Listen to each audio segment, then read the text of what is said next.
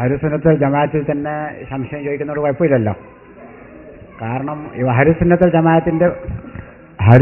ജമാഅത്തിന്റെ പണ്ഡിതന്മാർ ഏകദേശം ഗൾഫ് നാട്ടിൽ ജോലി ചെയ്യുന്ന ആൾക്കാർ അവിടുത്തെ ഗവൺമെൻറ് നിയമം അനുസരിച്ചിട്ട് 8 റക്അത്ത് തറാവിയാണ് 95% ആൾക്കാർ അവിടെ നിസ്കരിച്ച് വരുന്നുള്ളത്. അതിൻ്റെ ശേഷം 3 റക്അത്ത് വിത്തർ നിസ്കരിക്കും. അത് കഴിഞ്ഞതിൻ്റെ ശേഷം ബാക്കി 12 നിസ്കരിക്കുന്നത് കൊണ്ട് തറാവിയിലെ കൂലി കിട്ടുമോ എന്നുള്ളൊരു സംശയം. തറാവീഹ് 8 ഗൾഫിലെ 95% നിസ്കരിക്കുന്നത് എന്ന് എൻ്റെ സുഹൃത്ത് മനസ്സിലാക്കിയത് ശതമാനത്തിൽ തെറ്റുപറ്റിയിട്ടുണ്ട് എന്ന് നിങ്ങൾ മനസ്സിലാക്കണം.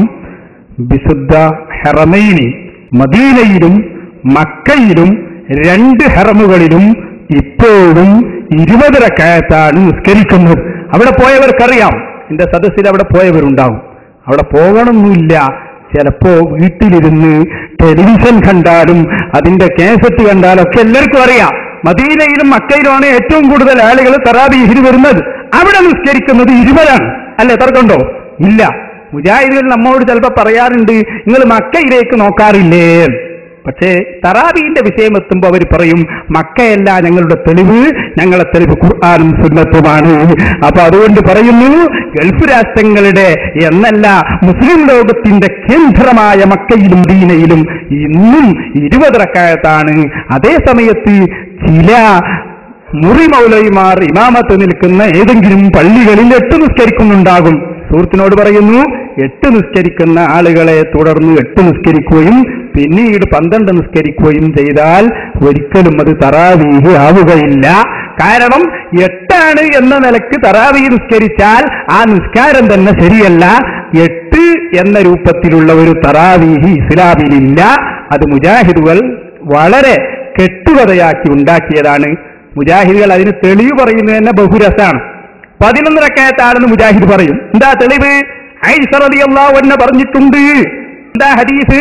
റമദാനിലും അല്ലാത്ത കാലത്തും നബി സല്ലല്ലാഹു അലൈഹി വസല്ലം തങ്ങൾ 11നേക്കാൾ കൂട്ടാറില്ല. റമദാനിലും അല്ലാത്ത കാലത്തും. അല്ലാത്ത കാലത്ത് എന്ന് പറഞ്ഞപ്പോൾ തന്നെ മനസ്സിലായില്ലേ തറാവീഹ് അല്ലാത്ത കാലത്ത് തറാവീഹ് ഉണ്ടോ? അപ്പോഴാ മുജാഹിദിന് അബദ്ധം പറ്റിയത് ചിന്തിച്ചത്. പണ്ഡിതന്മാരെ നേരത്തെ പറഞ്ഞു, ഇമാം ഖസ്സലാനി ഇർശാദു സാരിയിൽ പറഞ്ഞു, ഇബ്നു ഹജറുൽ ഹൈതമി തുഹ്ഫയിൽ പറഞ്ഞു. അപ്പറഞ്ഞതൊക്കെ വിത്ർ നിസ്കാരം 11 അതിനെക്കുറിച്ചാണ് പറഞ്ഞത്. അപ്പൊ ഇവർ ചിന്തിച്ചത്, പടച്ചോനെ അത് ശരിയാട്ടോ, ഞങ്ങൾ ചിന്തിച്ചില്ല.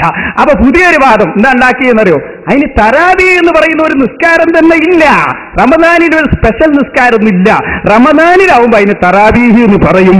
ഉറങ്ങി എഴുന്നേറ്റാൽ അതിന് തഹജ്ജുദ് എന്ന് പറയും. ഒറ്റയാക്കി നിസ്കരിച്ചാൽ വിത്ർ എന്ന് പറയും. പണ്ടൊരാൾ പറഞ്ഞു, എന്റെ വിരിപ്പും പോയി, പുതപ്പും പോയി, തുണിയും പോയി. അങ്ങനെ എല്ലാരും കൂടി ഇങ്ങനെ അന്വേഷിച്ച് നടക്കുമ്പോൾ ഒരാൾ പറഞ്ഞു, ഏതോ ഒന്ന് കിട്ടിയിട്ടുണ്ട്.